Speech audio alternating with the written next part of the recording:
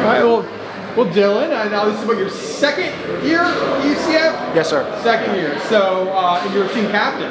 That's right. I mean, what does that mean to you? Was that something, were you surprised about it, or just how big of an honor is that to be? Yeah, and I mean, like, it's such a big honor, like, coming from my teammates, you know, something that I'm very proud about, you know, I was excited to tell my family about, but just hoping, you know, looking to lead and, you know, be a big part of this team, especially in the locker room. Yeah. What does it mean to you to be part of this program? You've got family ties, obviously. Your father played at UCF. I know you started out in North Carolina, came here after a year, but just what does it mean for you to be at UCF now? Yeah, I mean, like you said, I started off in North Carolina, but I feel like I really came back home here. And I grew up coming to games here, football games with my dad. And my aunt also played soccer here. I have cousins that played here. So UCF's always been like home. And so it's everything. It's truly an honor to play here and be a part of this. So what's it like having an alum as a head coach? I know now he's in his second year, obviously you coach Rich Wallace, but you know, someone I know your dad knew and everything else. Right. Is that cool to have someone that has the same kind of passion for the program because they're an alum? Yeah, absolutely. And like you could see how much he loves this place. And with all the alumni coming around too, all the former players he played with, and he played for the same head coach that my dad did, so like they shared some of the same stories. So it's really cool to see like how their stories and like Coach Wallace's stories and how much this place has grown and what we would like it to be. So second year with Rich Wallace, obviously last year was a success, you know, making the NCAA tournament, but now everything, you know, now you know what to expect. A lot of guys return, same coaching staff returns. So how are you envisioning, how are things going to be different now that you kind of got a flow going in year two? Yeah, I mean, we're very happy with what we did last year's team, but we're excited and we really looking forward to make that next step. I mean, with this year's team, like, we have endless goals. I truly believe that. Like, sky's the limit, and we're really deep everywhere. And we return. You know, we lost a lot of key parts, but I think the guys that we brought in are going to be huge factors, and a lot of key pieces that we brought back though as well. Yeah, expand on that. What's kind of impressed you about this team? I guess we'll find out for sure, you know, next week when the season starts, but just going through fall and the preseason, what's kind of impressed you about this particular team?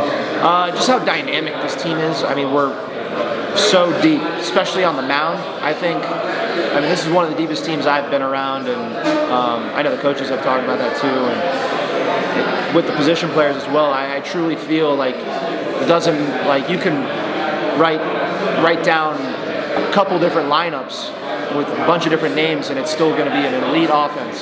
So just I would say the depth of this team. Is there a couple names that have stood out to you offensively or with the bat? Is anyone who's kind of stood out to you? Yeah, I mean, transfer-wise for sure, Kendry, Maduro, Diamez Ross,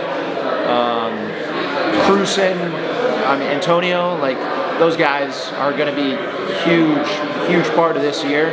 We're lucky to have those guys. And then obviously the key returners like Sundin, like we're expecting him to have a monster year this year. Yeah, you played a big role at catcher last year. You're going to play a much even bigger role this year with Danny Nera obviously moving on and kind of splitting with Sundin. I know Sundin's kind of trying to get back to 100%. Yeah. So how do you feel going into the season knowing that you might be the primary catcher? Right. I feel really good. I feel strong. Like I feel like my game's a really good part. I mean, now with Danny Nera being back as a coach, it's been awesome though. Yeah. Like he's helped me out tremendously. I mean, we talk every single day about, you know, the catching aspect and offensively, and then Sonny too. Like he looks to be back. Like he's getting healthy, stronger. So I'm excited to see how me and Sonny play off of each other. Yeah. I think it's going to be very, very fun and effective way this year, especially with Danny Nera helping both of us out. Yeah, that's kind of interesting because he was playing last year, now he's a coach, so that's pretty cool. Yeah. So what was your baseball journey like? Obviously, you got family ties to the game, so I imagine, you know, by the time you could walk, you're probably playing t-ball or something. Right. So what was your journey like in catching-wise? When did you settle on catcher? Did you play other positions growing up? Just kind of, what was that process like? Yeah, well, I'd say my dad was obviously catcher, and So there was always in me that I wanted to be a catcher, but he was like, no, like you need to be a shortstop for as long as possible. You know, stay athletic. You know, have good feet. And it wasn't until freshman year in high school where I became a primary catcher. And I mean, I loved it. Ever since then, I was like, I don't want to play anything else. Like I'm a catcher. Like I think like a catcher. You know, like I believe. You know, so and then from there, it's no other position really. Yeah. Do you watch other kind of like MLB catchers? Did you have like a favorite growing up or in high school? Someone you like to kind of follow, maybe similar body type? Like who do you like to watch at catcher? Yeah, my all-time favorite was definitely Joe Mauer. Just the way he was an incredible defensive catcher, and offensively, he was one of the best left-handed bats in the league as a catcher. So the way he performed every single day in the big leagues. Yeah. And then right now, if I had to pick one, I would say JT Realmuto. I think he's changed the game completely defensively with the knee down now and the way he receives. I think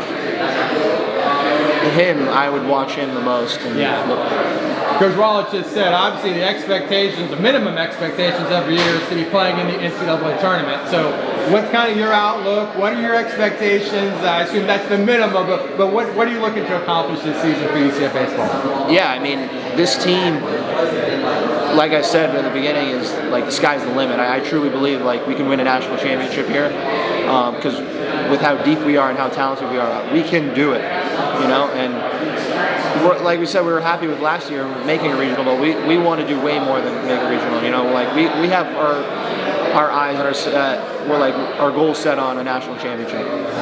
Appreciate it. Thanks a lot, Dylan. Yes, sir. Enjoy the conversation.